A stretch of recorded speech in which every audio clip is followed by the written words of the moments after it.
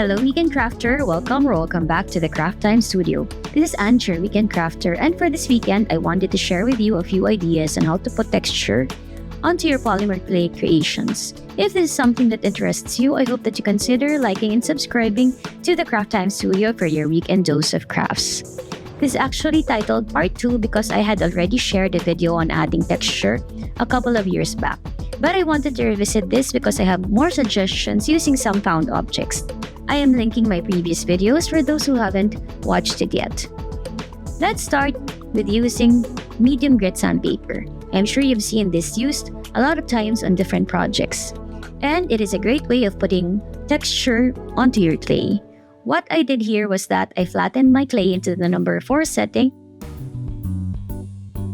Then I came in with my sandpaper and pressed the rough side down on my clay.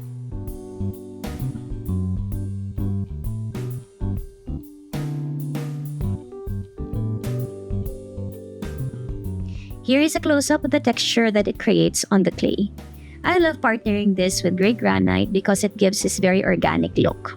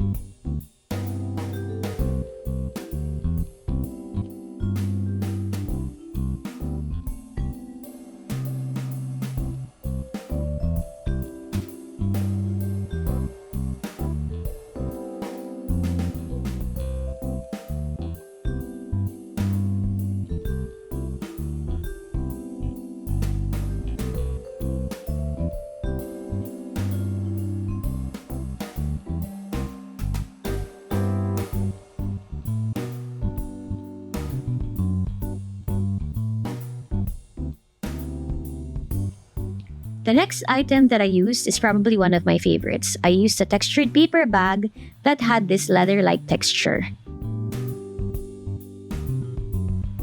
I'm going to attempt to make a faux leather keychain holder. I used this bear cutter with a big head.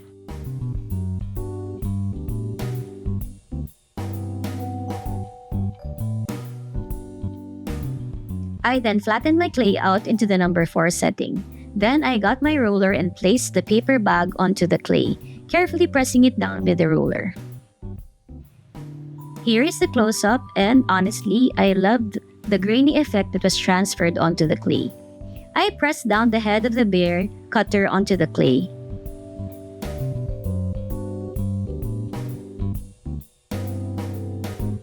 I also stamped on the face of the bear. I do this twice.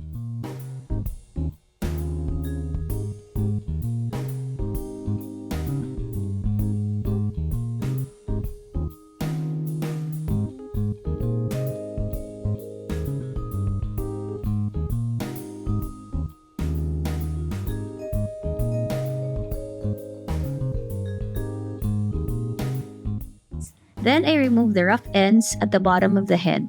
I also roll out some clay again.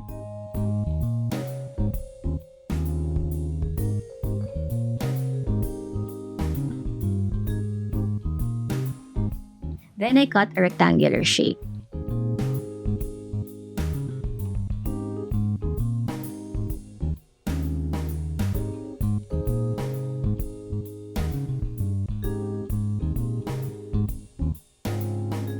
Now I fill in the face of the bear. I rolled out some pink clay for the nose.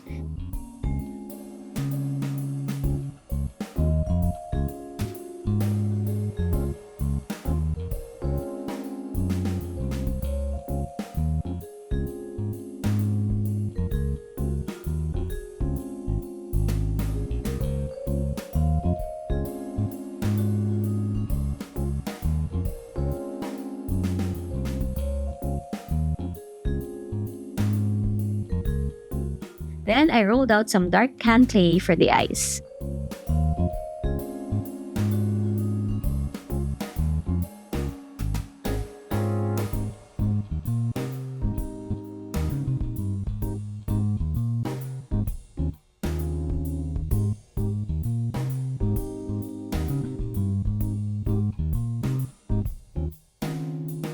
Finally, I assembled the piece where the rectangle goes between the two heads.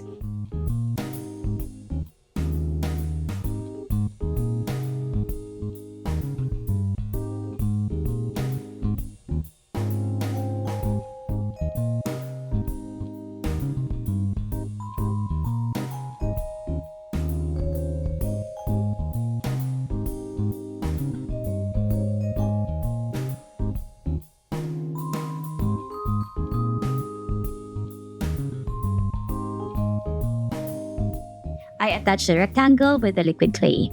This goes into the oven for baking. Once baked, I add the key ring. My third texturing tool is a broken shell that I got from one of my beach trips. I actually shared how I used this previously, but I'm going to refresh your memory.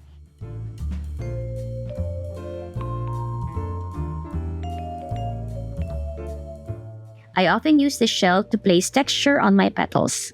First, I cut out my petals. Then, I press it down onto my shells.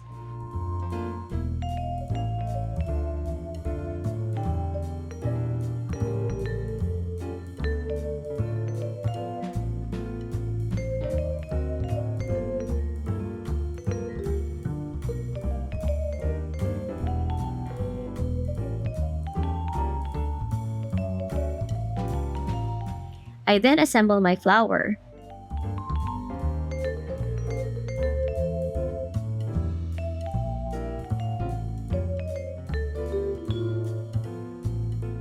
Then I have a small oval cutter to cut into the center of the flower.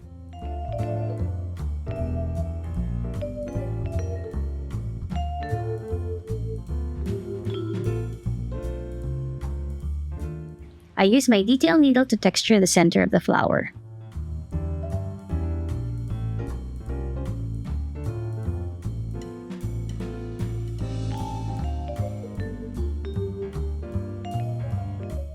The fourth idea is an unconventional item. I received this brush cleaner from my sister and I loved how it had so many textures. In particular, I used a small dots texture. First, I rolled out my clay with one end to be tapered. Then, I just rolled it onto the top of the dot and got those dots transferred onto my clay. If you haven't guessed yet, I'm making strawberries, and this is a great and easy way of placing the seeds onto the strawberries.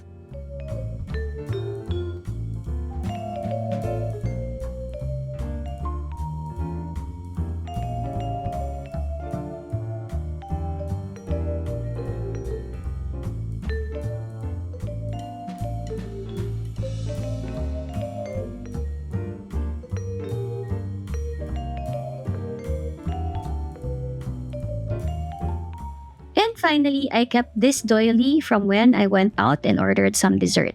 I wanted to see if I could use this on my clay. I had the idea of making some Christmas trinkets, so I rolled out this glitter red clay. Then I placed a doily on top of it with the lace part pressed onto the clay.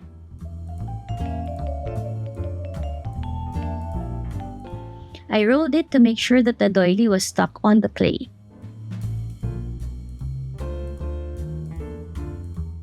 Then I got a brush and some mica powder.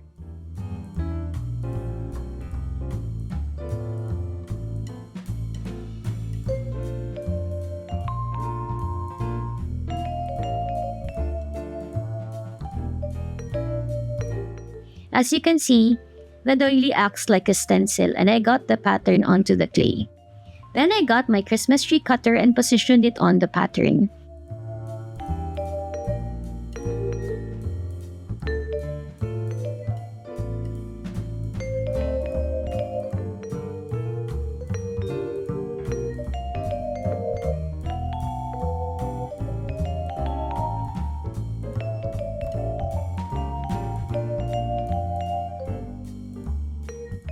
Once you bake this, you will need to seal it. And that is it for today's tutorial. I hope that you were able to get some ideas on how found items can be used to texture clay. Have a crafty weekend. Bye!